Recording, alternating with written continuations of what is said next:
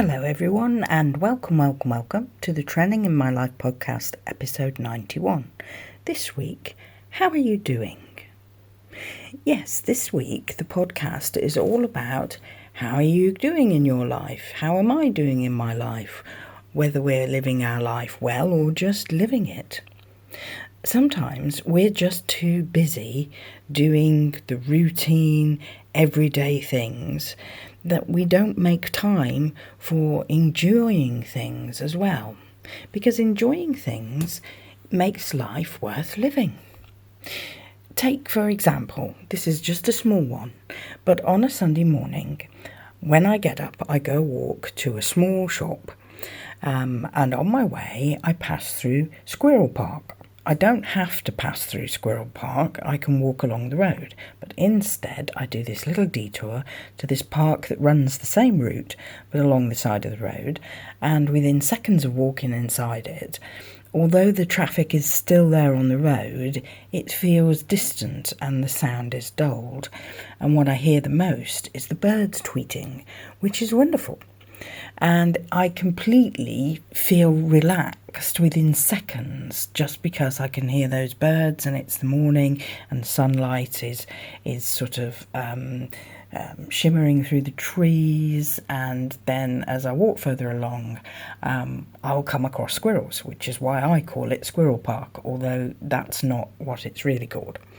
And it makes that walk to the shop so much better that I took those moments for myself and to enjoy those moments. And then there's once I've been to the corner shop, I specifically buy things for a cooked breakfast.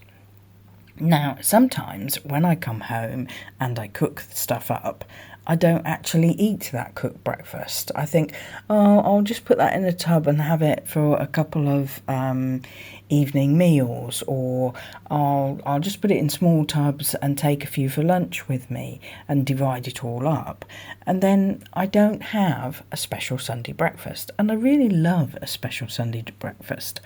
I'll cook it and I'll sit with a view of the garden, and while I'm eating it, some birds will come in and out of the garden. And even if they don't, I'm looking at the grass and I'm looking at the flowers and I'm looking at the gnomes and I'm maybe thinking about things I'd like to do in the garden, plants I'd like to go and buy and plant and things like that. And before I know it, my plans for the day have changed and I'm off to the garden centre, which I also really enjoy doing, instead of sort of herring off to a filming location, which obviously, because I have a channel, I do have to do that at some time in the week.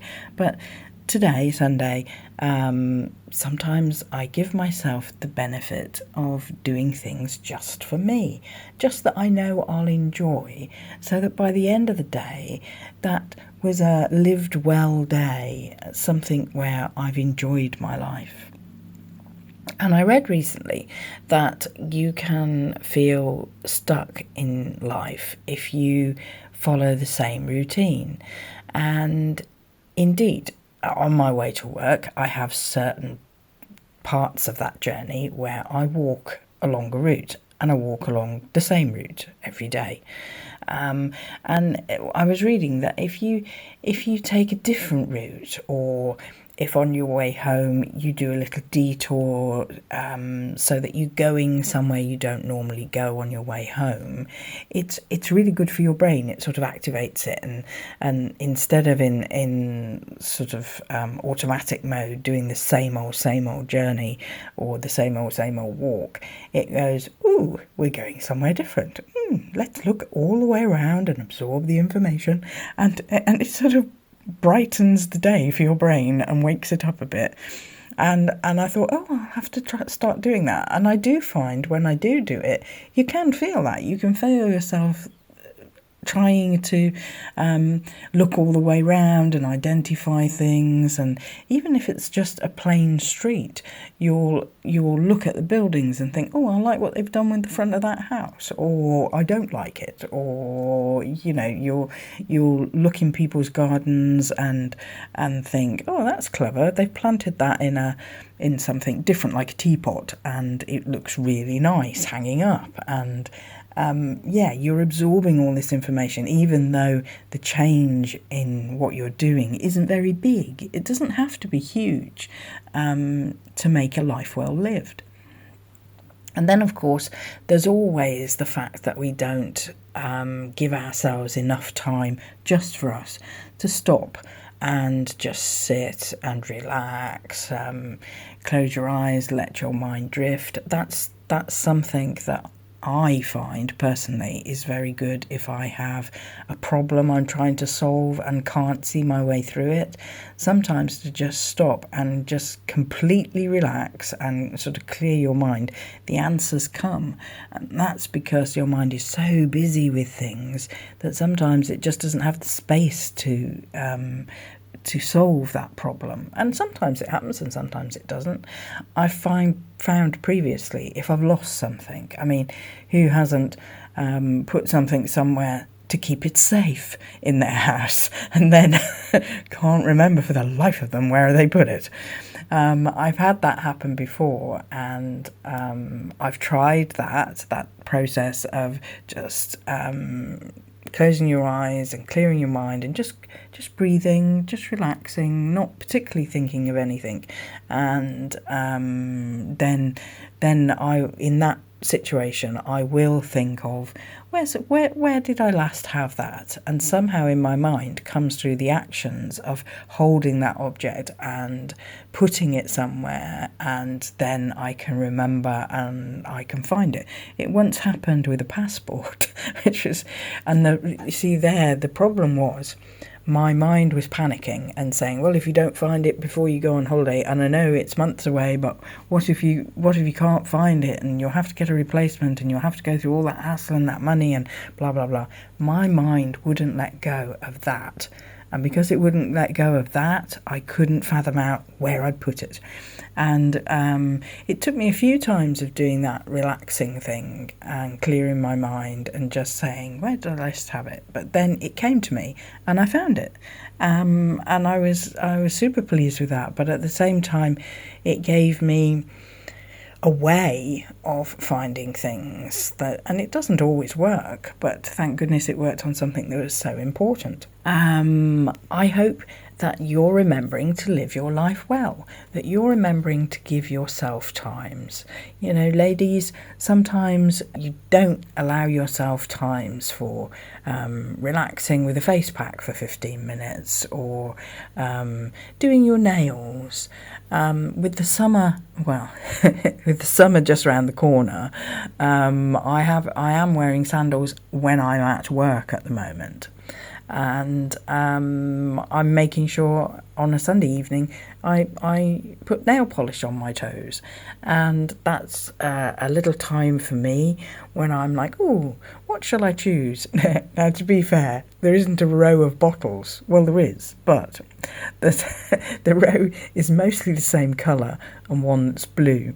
But there's this pinky, goldy, shimmery colour that I went mad about and couldn't get hold of years back now. And I told people, and then friends actually bought and sent me some that they found in their locality. And so I have about 6 bottles of the same colour, because it does seem to last and last and last. Just give it a good shake. And I do love it. And so mostly I use that. But occasionally I'll feel... I've got like a sky blue one as well, which is a bit different, and sometimes I'll use that as well. So this evening I will be making time to do that. Often it isn't huge things, often it's little things. I mean, I went to Herne Bay last week, which is in a video, and that was a day trip out of London, and it was cold, but when I was editing the video, I could see how much I'd actually enjoyed exploring and seeing the place. And it made me think maybe that's the way to go. I went with no research, spur of the moment, booked the ticket the night before, and I really explored that town from scratch. And I didn't use Google Maps, because that's another thing. I sometimes on a journey I could have used Google Maps and figured out the layout of the town and which route I would take, and also Googled some of the things to see. And I didn't do that. But I picked up a map in the church I went into to an art exhibition, and there was a trail map of the town with numbers highlighted in it. There was a lot of numbers, too many for me to cope with at that point in my walk around the town. But as I looked at it, I thought, done that. And I'd done not all of the numbers on the map, but certainly a good proportion, just by wandering, just by walking. And I kind of wanted to prove you could do that, because I have had situations where I've been to places before and Google Maps has slightly led me astray and I've walked around in circles. It doesn't happen often, but when it does, it's really frustrating when you're on a sort of time clock, because it's a day trip. But it made me think that I really enjoyed doing that. I was specifically filming, so it's not just for me, it's for you too. But the exploring part, being somewhere new, and it was good. And Easter is very early this year. Good Friday, I think, is 3rd of April. And I quite often at Easter say, well, I'm not going to go anywhere, because everywhere is really crowded, because everyone goes away at Easter. It's the first sort of 4 days with the bank holidays that we get, when people will take off and go and visit seaside towns and just generally go away so that they're not at home. So trains are very busy, and coaches and stuff like that. But instead of doing that, instead of saying, no, I'm not going to do that, I'd be too busy, I am going to go somewhere at Easter. I don't know yet, I haven't planned it yet, but my rail card, I've got a yearly rail card at the moment that gives me a third off, and it runs out on 18th of April. So I thought, well, that covers the whole of Easter, so you can go to lots of places if you really want to. If I do them, I think I would like to do day trips out of London, because it's always useful for people who live in London to know what's not too far away. Sorry, got a croaky throat at the moment. I'm editing out big coughs. I think it's useful for people who don't live in these towns to see what they're like.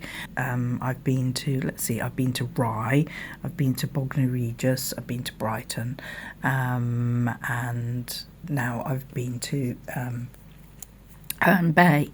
So they're sort of spaced out, and I might do some more. And I have picked seaside places quite often, but I equally like places with rivers and boats and big bodies of water kind of thing. I grew up by the sea, so I do tend to gravitate towards water. And it is very peaceful and relaxing. So we'll see what Easter brings. But stopping yourself from saying, no, I can't do that. It'll be too busy, it'll be too crowded. And as you all know, I don't like crowds, but I've said, no, I will at least do 1 day trip, if not 2, over that time. And I might switch directions. It depends on trains and stuff, but those have been south, and I can go into London and out the other side and go more north of where I live. So I might do that. I used to live in East Anglia, which is north of London. Yes, so there are the big things like holidays, and deciding to treat yourself to a holiday and go somewhere that's where you can relax all the time. And there are small things like walking down a different road home. There are all different ways of living your life well. There is things like not rushing meals, taking the time to cook something for yourself, to sit down and to enjoy it.